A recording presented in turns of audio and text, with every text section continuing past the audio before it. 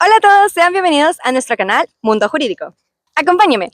El día de hoy vamos a abordar un poco de qué tipo de fuente del derecho es, en qué consiste, cuál es su influencia en el derecho actual, cómo permite ver la evolución del derecho y si es una fuente formal, cuál es el caso y en qué cambió el derecho en este caso y a qué norma dio origen. Muy bien, ahora les diré por qué es una fuente histórica. Es una fuente histórica ya que marcó un hecho trascendental en la historia mundial. También puso fin oficialmente a la Guerra Civil salvadoreña.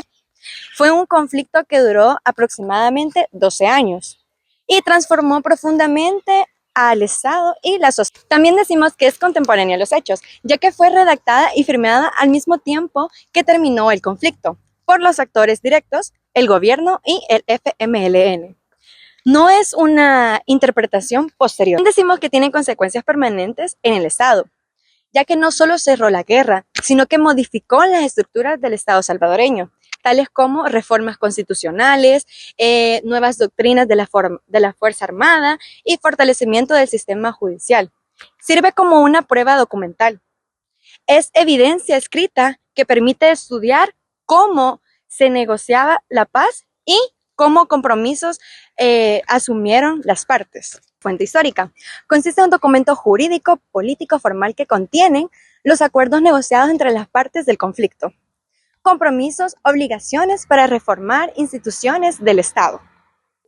Medidas para garantizar los derechos humanos. Mecanismos de verificación internacional. Desde el punto de vista del derecho, es un acuerdo político y efectos jurídicos. ¿Por qué? Generó reformas legales y constitucionales. Desde el punto de vista histórico, es una fuente primaria escrita. ¿Por qué? Es original. Fue elaborada por los protagonistas, refleja directamente el contexto político y social del momento. ¿Cuál es la influencia del derecho actual? ¿Cómo permite ver la evolución del derecho? Si una fuente formal, ¿cuál es el caso? Hoy en día, el derecho influye en nuestra sociedad como un garante del límite al poder. En el contexto de los acuerdos, el derecho actúa como una fuente formal porque todas esas negociaciones de Chapultepec no se quedaron en simples promesas, sino que se transformaron en reformas constitucionales y nuevas leyes. El conflicto armado y la necesidad de paz se convierte en una fuente formal, la Constitución de 1983 reformada. ¿En qué cambió el derecho en este caso y a qué normas dieron origen? Los acuerdos de paz cambiaron al derecho en El Salvador. Estos fueron firmados en el año 1992, pero no solo hubo un alto a la guerra, sino que también cambió por completo el ADN jurídico de nuestro país. Uno de los cambios más profundos fueron al transformar una constitución de seguridad nacional, es decir, enfocada en el control militar, en una constitución democrática, enfocada en los derechos civiles y en la limitación del poder. Estas dieron origen a normas e instituciones que no existían en el ordenamiento jurídico salvadoreño, como la creación de la Procuraduría para la Defensa de los Derechos Humanos, la Ley de la Policía Nacional Civil, el nuevo Código Electoral, también reconocido como el Tribunal Supremo Electoral, y la Ley del Consejo Nacional de la Judicatura. Podríamos decir que los acuerdos de paz marcaron un antes y un después en la historia de El Salvador, pero esto no solo significó que solo haya sido el fin de la guerra, sino que también pusieron fin al gran conflicto que pasó en nuestro país. Pérdidas económicas, pérdidas políticas, problemas con las clases sociales, el enfrentamiento entre la Fuerza Armada y el partido de Faraón Hernández Martín, ya que ahora se priorizó más lo que necesita el Estado, el bienestar de la población.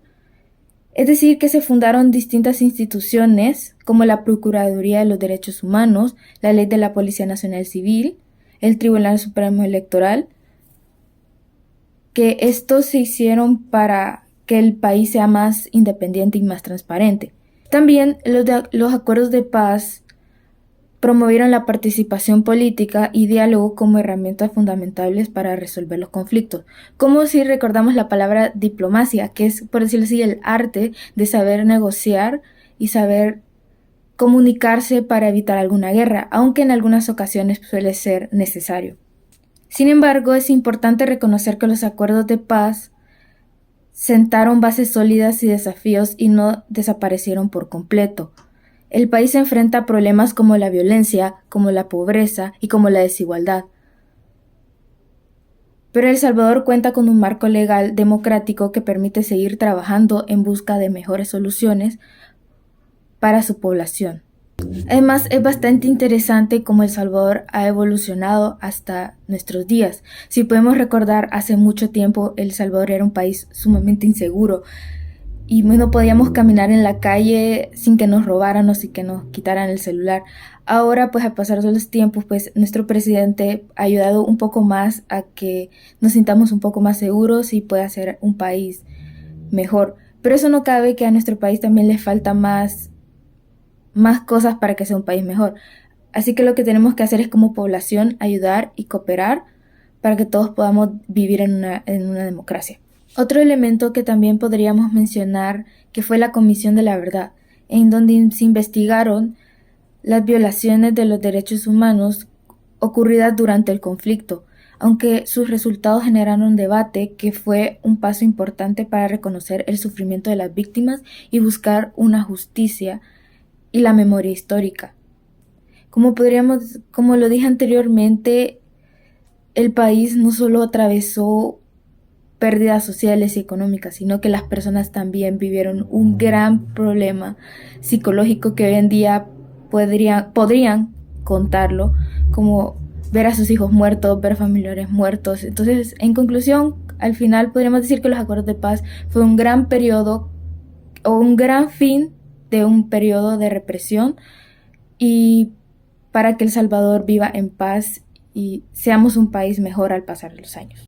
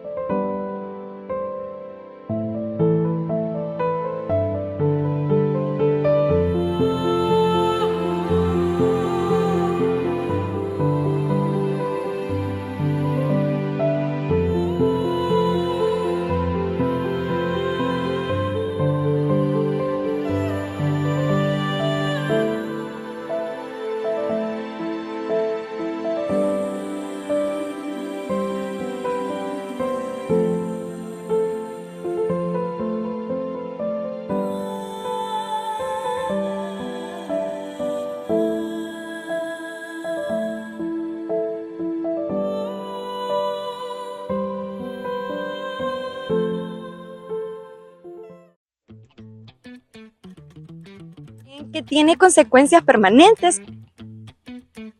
¿En qué consiste como fuente histórica? Consiste en un documento Estos dieron origen a normas Dale. También decimos que es contemporánea a los hechos. Fue redactada y firmada al mismo momento que el término. Estas dieron origen a normas e instituciones que no existían en el orden. En el contexto de los acuerdos, el derecho actúa como una fuente formal porque todas esas negociaciones de Chapultepec